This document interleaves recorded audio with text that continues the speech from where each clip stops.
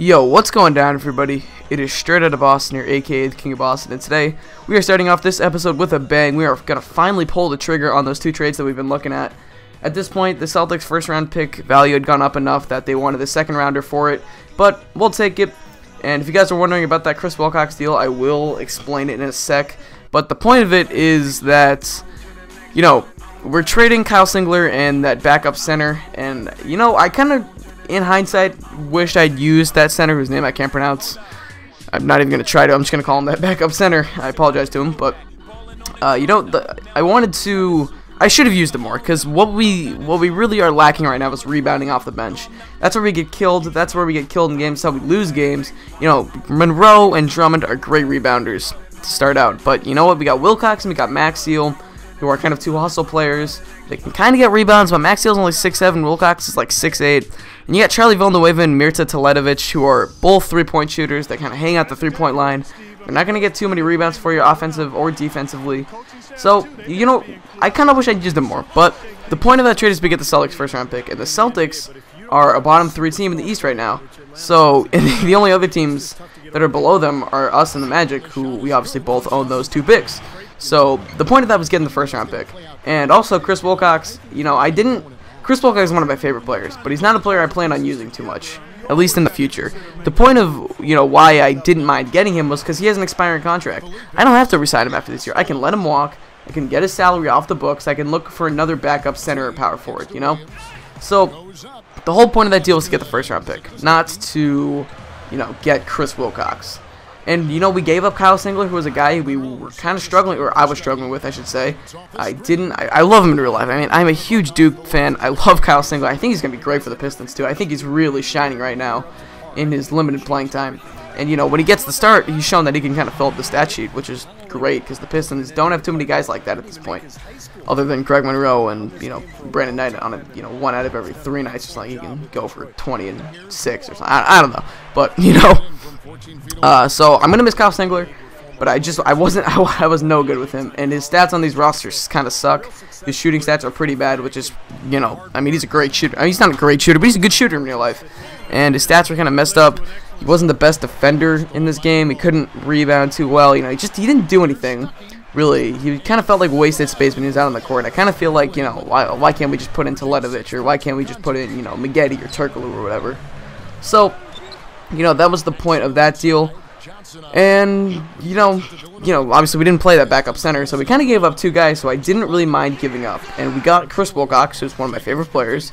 He's going to be good for us this year. He'll be a good role player for the rest of the year. Just, you know, a guy who probably is going to take up Kyle Singler's minutes, even though it's a slightly different position. But, you know, he's just going to fill in. And we get that first-round pick. So that's the point of that deal. And you'll see towards the end of the video, we're going to pull the trigger on one more deal. You guys might be able to guess what it is, but I won't spoil it for those who don't know. But anyway, we can see we're playing the Atlanta Hawks. This is going to be a pretty tough matchup. The Hawks are a decently talented team. I think that Lou Williams is one of the more underrated players in basketball. Although he's struggling to start out the year, I think he will pick it up eventually. But anyway, you can see they've also signed Terrence Williams off of the free agent market. And Terrence Williams is like a 76 or 77 overall in this game. So he's not that good in real life, but he's pretty good in this game. So he would prove to be a little bit of a pain in our butts. But you can see Teletovic is going to find Brandon Knight there, and Brandon Knight is just having a great season for us right now. I'm loving what he's doing. I'm really thinking about keeping him for the future. We do have him locked in for 2 more years under his rookie contract, so there's no reason to get rid of him. We'll see how he develops. I'm hoping that because he's had such a great year stat-wise, and this game really does depend on your stats in terms of development, I'm hoping that he'll develop nicely. I'm hoping that he'll develop into the point guard for our future, and, you know, we'll make our lives just a little bit easier here at the Detroit Pistons front office. But anyway, you can see there we're struggling on the offensive boards, or the defensive boards, you know, their offensive boards, I should say. But Brandon Knight here on the offensive end is going to look for, it looks like, Kim English in the post, and English, I don't know, for his post game, he's going to find Greg Monroe. And Greg Monroe is a guy who I really need to use more. You're going to see in the next episode coming up later this week, which I do have recorded. I just don't have it edited down yet, but you'll see that we're going to run our offense through Greg Monroe a little bit more, because I've really been neglecting him. I am not that great in the post in 2K13. I was a pretty good post player in 2K12. I just haven't really figured out all the moves in this game, but I'm starting to work on it more. Greg Monroe is the franchise centerpiece for the Detroit Pistons, and we need to utilize him more. I need to utilize him more, I should say. So, you know, I'm going to try and run my offense through Monroe a little bit, you know. If we can get a few quick baskets at the beginning of the game, we'll set up maybe a double team or so. We can kick it out to Brandon Knight. Brandon Knight and then Ronnie Stecker are both proving themselves to be better shooters than I thought they were going to be coming into this association, as well as guys like Corey Maggette, who's a really sharp shooter right now for us. Really great scoring off the bench. I'm loving him so far. Kim English is a three-point specialist who has like an 85 shot three-point. Or even if someone gets double teamed, and you leave Andre Drummond open under the basket, Drummond's a great finisher around the rim. He's athletic enough that he can get up there and get easy slams for us. So, I think that, running the offense through Greg Monroe, maybe trying to build this team inside out, kind of like the Orlando Magic did back in the day with Dwight Howard, that could be a good idea. Kind of similar to what the Lakers did. They surrounded Shaq with a lot of three-point shooters, and obviously Kobe Bryant helps, but, they surrounded them with guys like Derek Fisher and Robert Horry and, guys like that. So I'm hoping, maybe we'll build our team a little bit like that. Maybe we'll try to be a little bit more of an inside team. I don't know how Drummond's going to develop right now, because you know what? He's 69 overall with the B potential. His trade value is only at 1 star, which kind of worries me, because a lot of the time your trade value kind of determines your potential in this game. But a lot of the time, players' trade value goes up after a year or two. So we'll see about that. I'm hoping Drummond's going to develop into a solid center for us for the future. If he's not, the starting caliber center that we want, he's obviously going to be the type of guy that can come off the bench, use his athleticism, provide great defense for the second unit. And if that's what he is, then that's what he is. I can't complain about that. If you can get a backup center that's a 69 overall, then you're in good shape, because the center positions are very thin in the NBA right now. And proof of that is if you do a fantasy draft, at least it's thin in terms of ratings in 2K13. Because here's the proof: if you do a fantasy draft in 2K13, you better take a center in the first 3 to 4 rounds. Because after that, you're looking at Omer Asik, Joel Prisbilla, guys like that who you might not want to start for your team. Asik in real life is having a great year. I don't doubt that, but I'm talking strictly NBA 2K. You know what? It's like a 68 overall or something. And you might not want a guy like that to start for you if you're going to, plan on being a contender, which I plan on being with this team in a couple of years. So, we're giving it to Stuckey here. Stuckey's going to get the last-second basket. We build our lead back up to 6. We've kind of had a steady lead most of the game, especially in the second and third quarter. But the Hawks have stayed with us. They've stayed pace.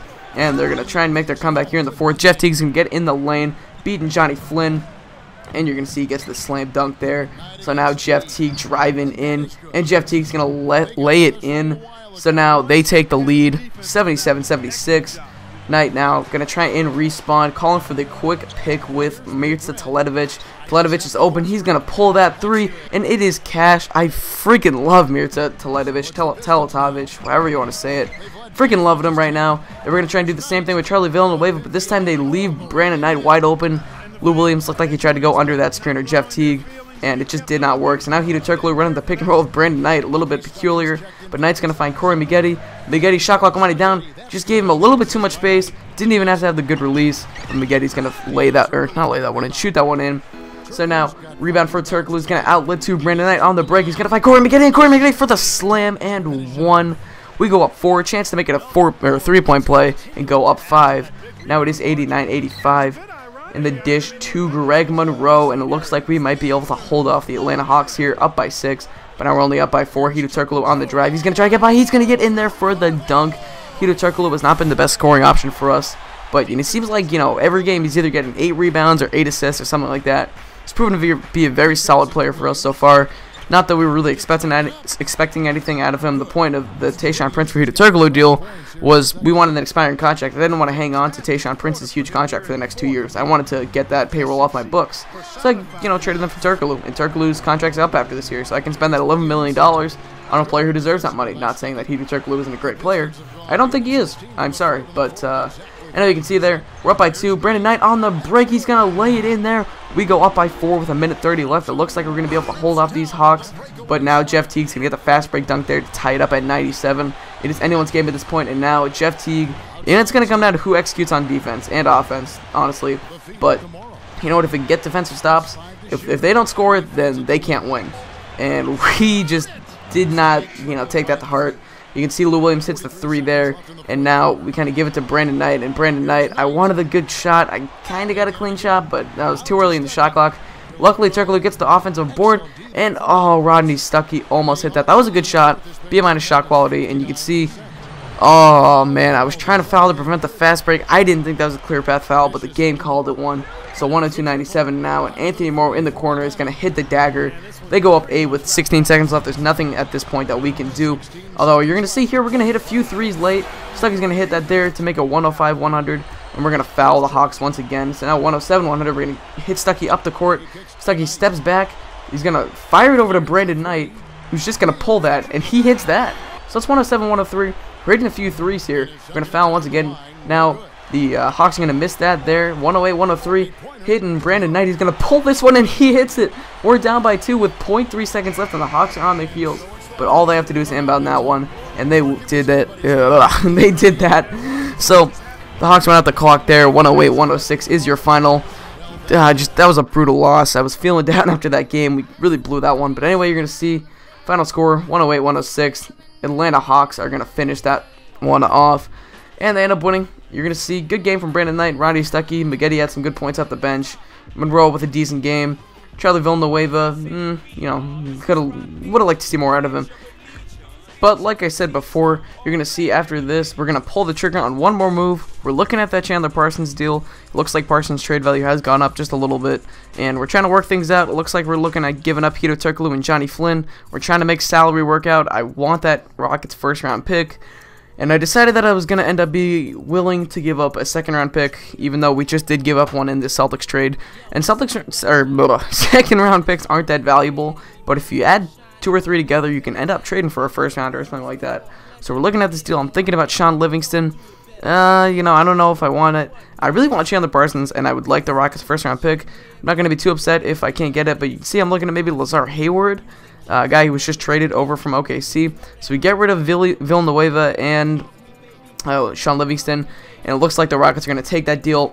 And getting Lazar Hayward was really just to make salary work out, but it's going to pay off because you're going to see here we're going to end up trading for a backup point guard because we did just give up Johnny Flynn, who was our main backup point guard. So we need somebody to come off the bench and spot Brandon 9 minutes. So we're going to quickly just acquire AJ Price. And that's going to set up everything well. So you're going to see the rotation here. We're going to make sure Price is playing so that we don't kill Brandon Knight. But anyway, thank you guys for watching. Hope you enjoyed. And as always, I'm out. Peace. And let me know what you guys think of the moves too. But anyway, thank you guys for watching. I'm out. Peace.